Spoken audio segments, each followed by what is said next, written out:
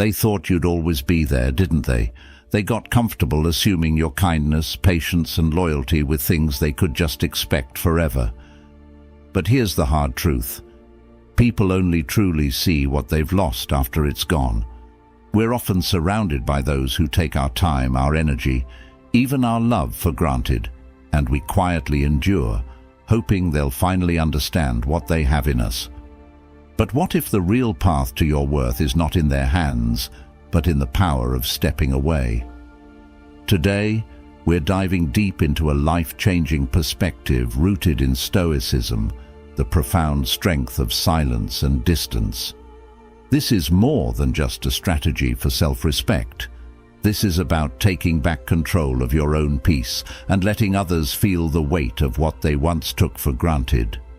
Stoicism teaches us that we can't control others, only ourselves. By embracing this philosophy, we gain a freedom that words, arguments, or pleas can't offer. Think of it this way. When you decide to step back completely, something remarkable happens. They begin to notice the emptiness, the missing presence that was always there to lift them up or make things easier. Your silence becomes a force stronger than words, one that speaks volumes and changes the dynamic completely. This isn't about playing games. It's about recognizing that sometimes the most powerful way to make someone value you is to let them experience life without you. So if you're ready to understand why this act of stepping back works so profoundly, if you're ready to reclaim your energy and make them realize just what they lost, stick around. We're going to uncover the 9 powerful shifts they feel when you simply disappear. And trust me, by the end of this, you'll see that valuing yourself, embracing your own worth, and stepping back isn't just empowering, it's essential. Let's get into it. This is the first sharp pang they experience when you decide to step back. It's that immediate jolt, the kind of shock that hits when the predictable becomes suddenly unpredictable. When you've always been the anchor, the dependable one, their abrupt realization that you're not there anymore sends a wave of discomfort that's hard to ignore. But why does this matter? Because it's the first sign that they've started to recognize your value, only through the lens of your absence. Stoicism teaches us the importance of self-sufficiency, the idea that our own worth and peace should never hinge on others' perceptions or actions. When you choose to disappear, even if it's temporary, it serves as a crucial reminder of this lesson. You're not just stepping back, you're setting boundaries. You're showing that you respect yourself enough not to be taken for granted. The silence you leave behind is not a void you've created out of spite. It's a space for reflection, both for you and for them. This rejection they feel is powerful because it breaks the usual narrative. They are forced to confront the possibility that they might have lost something invaluable. It shakes their normalcy, disrupts their expectations, and leaves them with a sense of loss that they didn't anticipate. This isn't just about missing the convenience of your presence.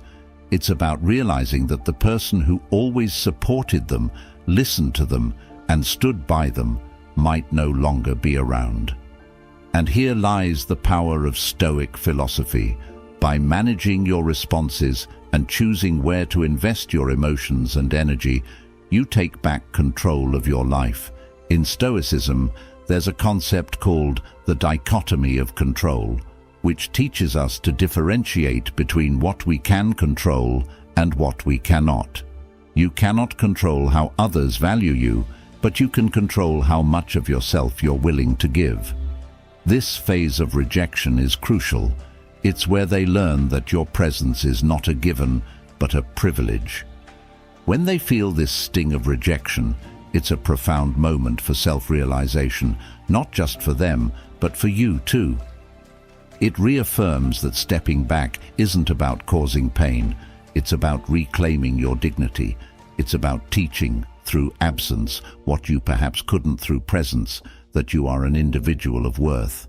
And just like the Stoics uphold your inner equanimity and your choice to walk away are far stronger than standing by, waiting to be appreciated.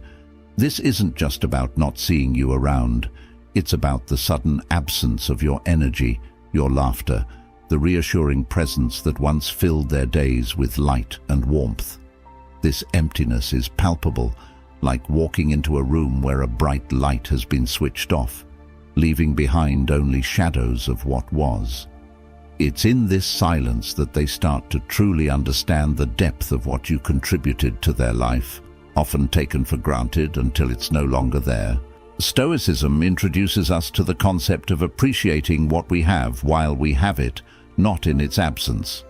This is derived from the practice of negative visualization, a technique where you periodically envision losing things you value. This isn't to breed pessimism, but to foster a deeper appreciation for them and to temper the emotional distress if they were indeed lost. When you withdraw yourself from their life, it's as if you've activated this visualization for them, but in a direct, practical form.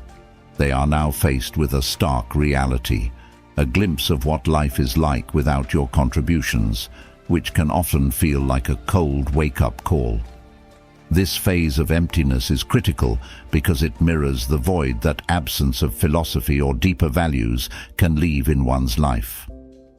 Just as a life devoid of thoughtful reflection feels shallow, so does their life now feel bereft without you. It's a stark reminder that the connections which truly matter are those that nourish us, not just those that comfort us on the surface. In your absence, they confront the emotional and perhaps intellectual emptiness that comes from not having appreciated a good thing until it's gone. The emptiness they experience is a profound teacher. It teaches about value, the value not just of a person, but of the qualities that person brings into our lives.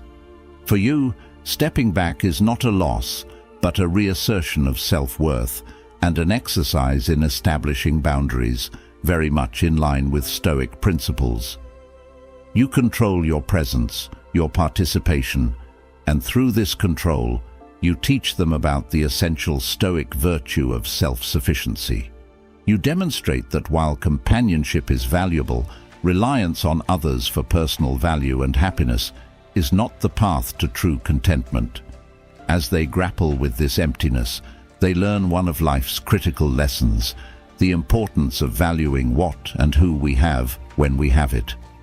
This stage of missing you serves not just as a period of longing, but as a crucial period of growth and understanding. It is an opportunity for them to fill the void, not with your return, but with their own personal development, aligning more closely with Stoic ideals of internal fulfillment and the pursuit of virtue over dependency. As the initial shock of rejection and the pangs of emptiness begin to settle, a new emotion starts to take hold, overwhelming curiosity. This isn't just about wondering where you are or what you're doing. It's a deeper, more consuming need to understand why. Why have you decided to step back? What led to this drastic change? Their mind races with questions, each unanswered query amplifying their need to know. This curiosity becomes a relentless force, driving them to reflect on every interaction, every conversation, and every moment that might have precipitated your departure. In Stoicism, curiosity isn't just about seeking answers. It's about understanding the cause and effect of our actions and the natural consequences that follow. The Stoics encourage us to examine our lives and actions critically. This helps in cultivating a profound understanding of our roles in the lives of others, and more importantly, their roles in ours. When you remove yourself from their daily life, you set in motion a process of reflection that is essential for personal growth. It's a practical application of Stoic thought. By stepping back, you force them to confront not just the reality of your absence, but the reasons behind it, which often points back to their actions or inactions. This curiosity also leads them to a greater appreciation of your value.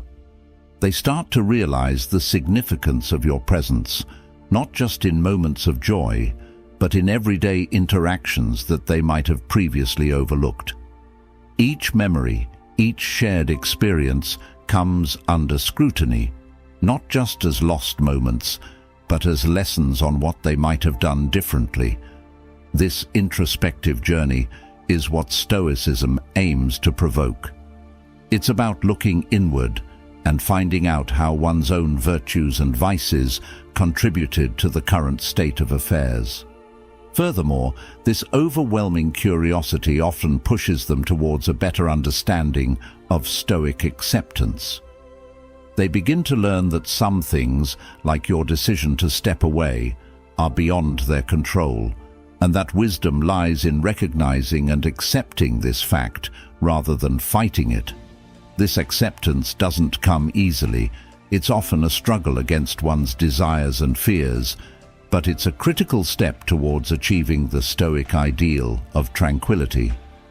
Once curiosity has opened the door, deep self-reflection walks through it. This isn't a shallow pondering. It's a profound, sometimes uncomfortable dive into their own behaviors, decisions, and the part they played in your decision to step back. They begin to question not just specific incidents, but their overall approach to the relationship. Did they take your presence for granted? Did they ignore signs that you were unhappy or feeling undervalued?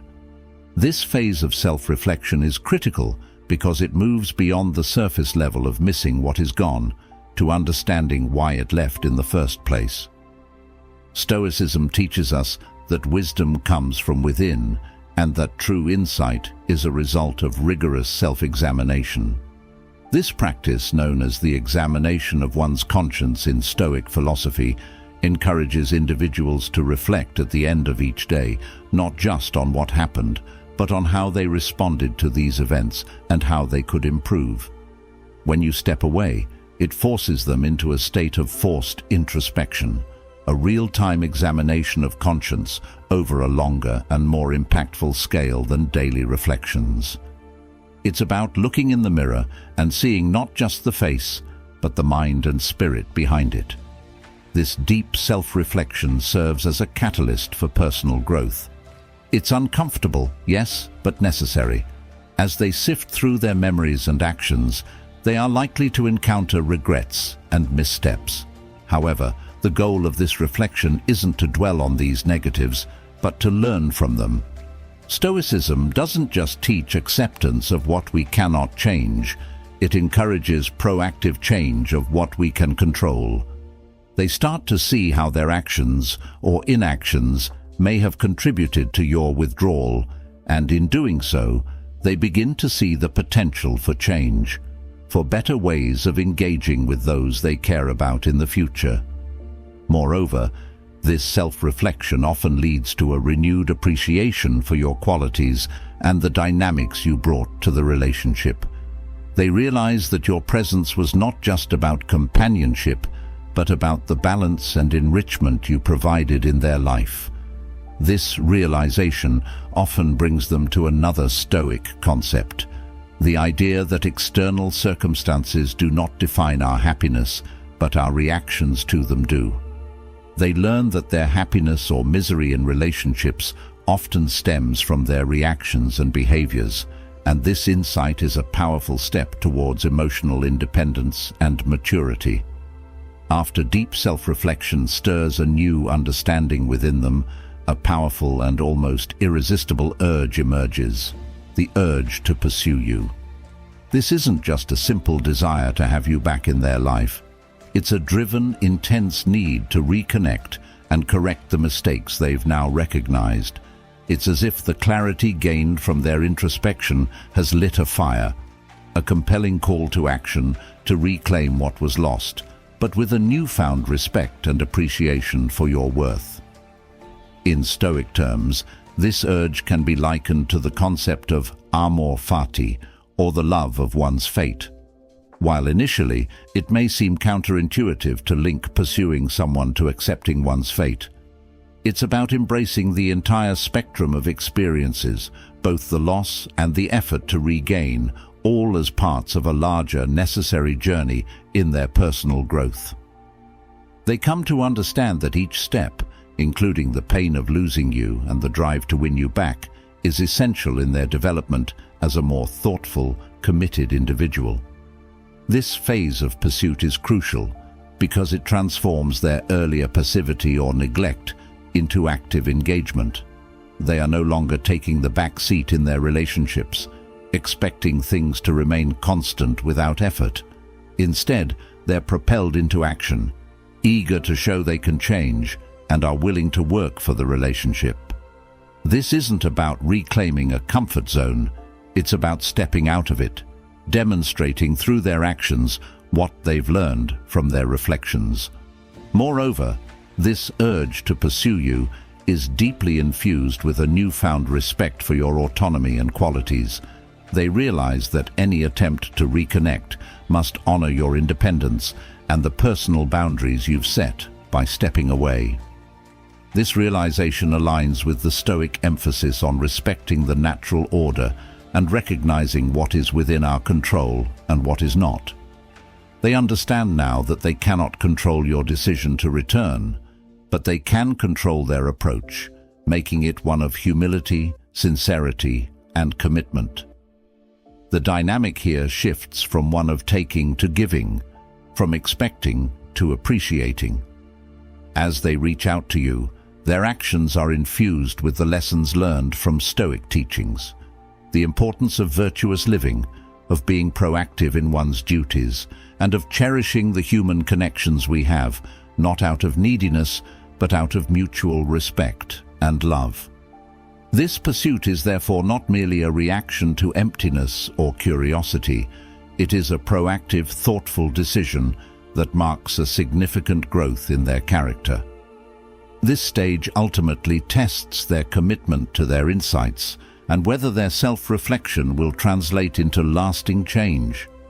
It's a period marked not only by the desire to regain what was lost, but also by the desire to improve themselves, which is perhaps the most profound pursuit of all. When you take the step back and leave a void in their lives, they initially might feel a brief moment of relief. This relief comes from the sudden drop in tension, the disappearance of daily expectations, and perhaps a perceived freedom from the responsibilities of maintaining the relationship. However, this fleeting sense of relief quickly gives way to a deeper, more enduring emotion: regret.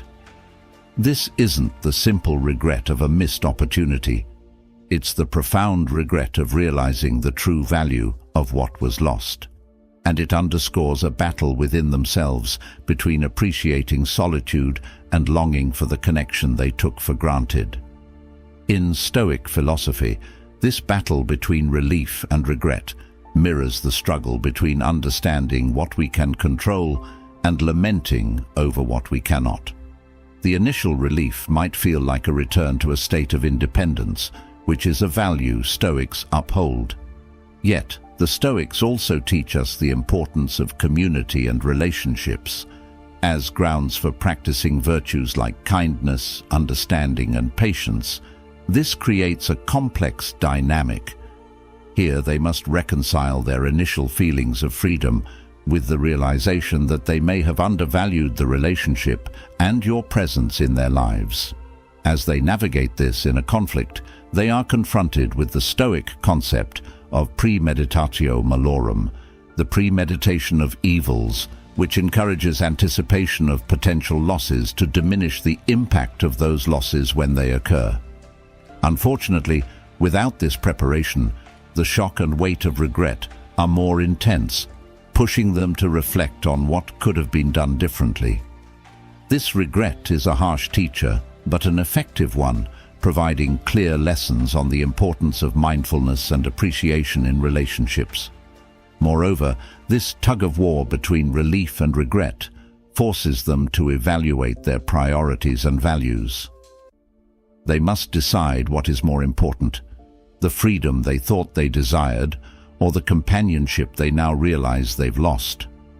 This decision-making process is a significant moment of growth, emphasizing the Stoic principle that true freedom comes from within freedom from passions, undue desires and dependencies, not from the absence of people who care for us.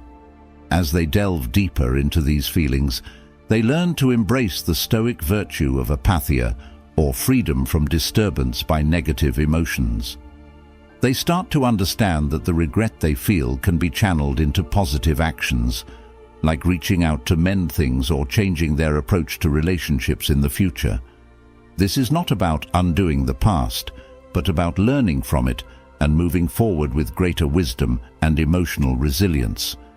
At this stage, the battle between relief and regret thus becomes a pivotal point in their personal development. It's where they learn the hard truth about the delicate balance between independence and interdependence in human relationships, and the importance of valuing and nurturing connections while they exist, not just in retrospect. Once the initial waves of regret begin to settle, a new strategy often emerges, a desire to play the game. This is not a straightforward pursuit, but a nuanced dance of push and pull, where they may attempt to regain some semblance of control or test the waters to see if they can entice you back without fully exposing their vulnerabilities. They might act indifferent or even appear uninterested, hoping to elicit a reaction from you to see if you still care. This tactical maneuvering is a natural response for many who find themselves in this tumultuous emotional landscape, caught between regret and a fear of outright rejection. From a Stoic perspective, this phase reflects a departure from the ideal of authenticity and virtue. Stoicism would caution against such games, as they stem from a place of deceit and manipulation, qualities that undermine true wisdom and virtue. The Stoics teach us the importance of directness and sincerity in our actions.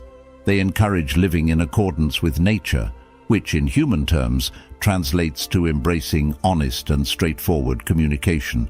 When they choose to play these games, they are essentially straying from these Stoic ideals, letting fear and pride dictate their actions instead of reason and virtue.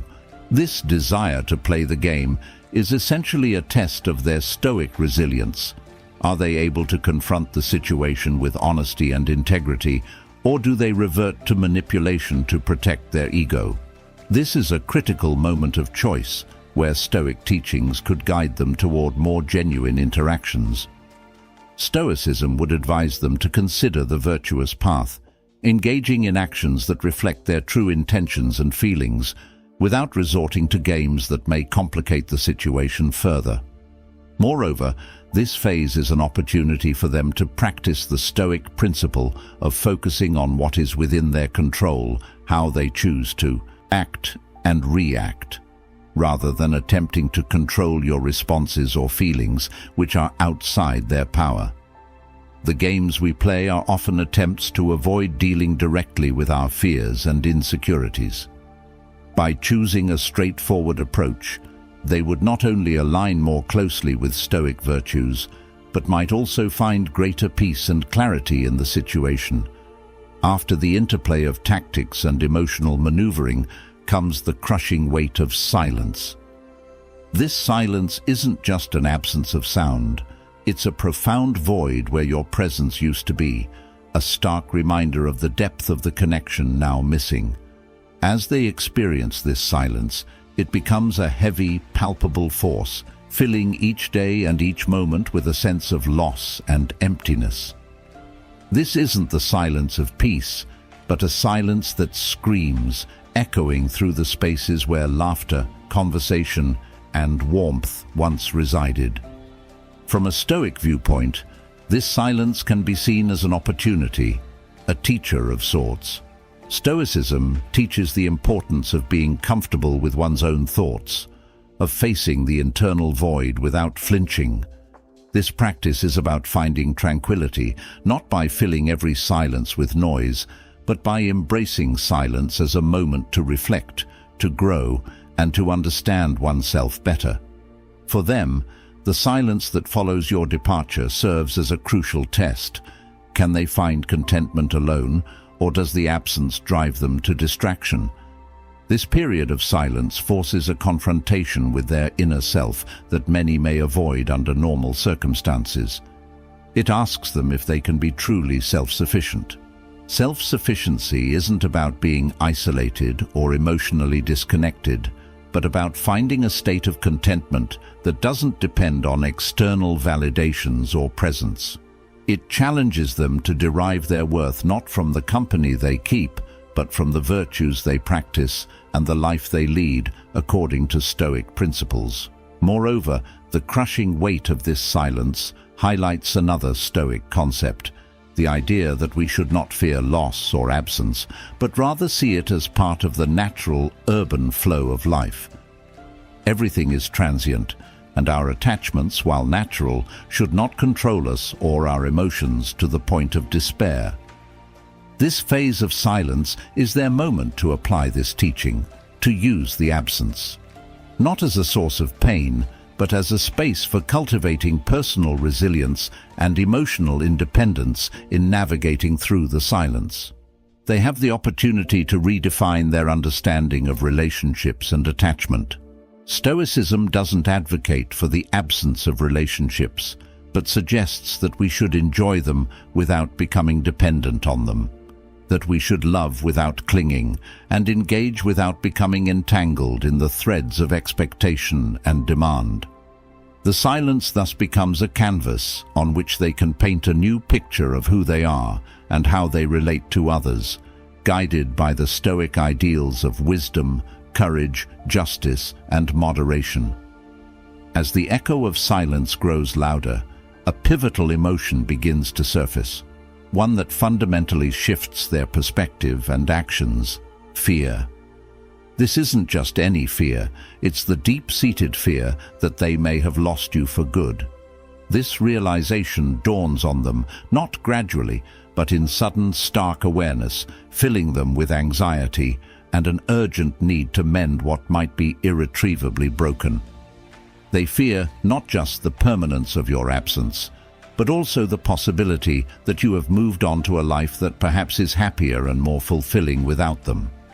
This fear is profound because it confronts them with their vulnerability and the real possibility of loss, driving them to act, to reach out, to try to bridge the gap that silence has only widened.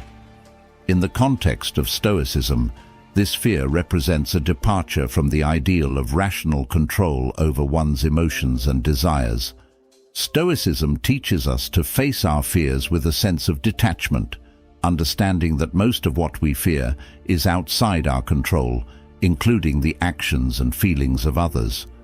However, in this intense moment of fear, they experience the very human side of attachments, highlighting a crucial area for Stoic practice: the confrontation with and management of fear itself.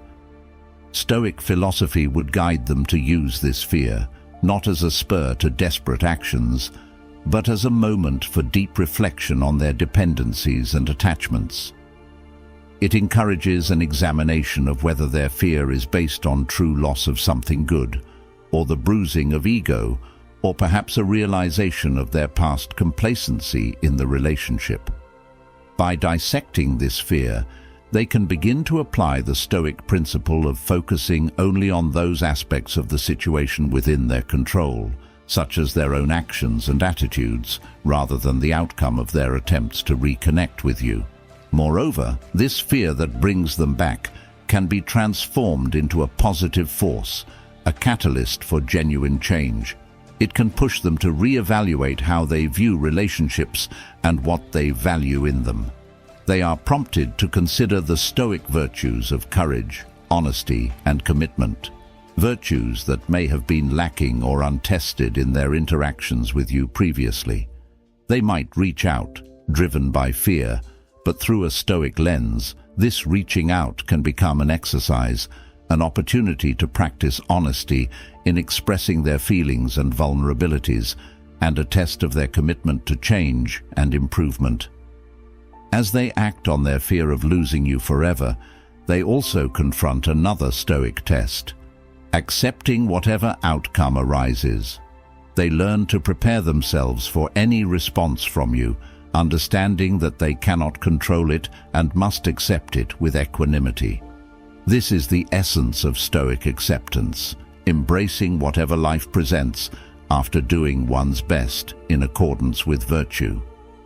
Thank you for joining me today on this deep dive into the complexities of stepping back and the powerful emotional journey it can ignite. Remember, in the silence of absence, the lessons are loud and the growth is profound.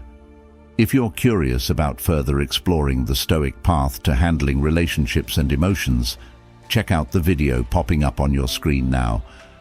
We delve even deeper into how Stoicism can transform not just your personal connections, but your entire approach to life's challenges,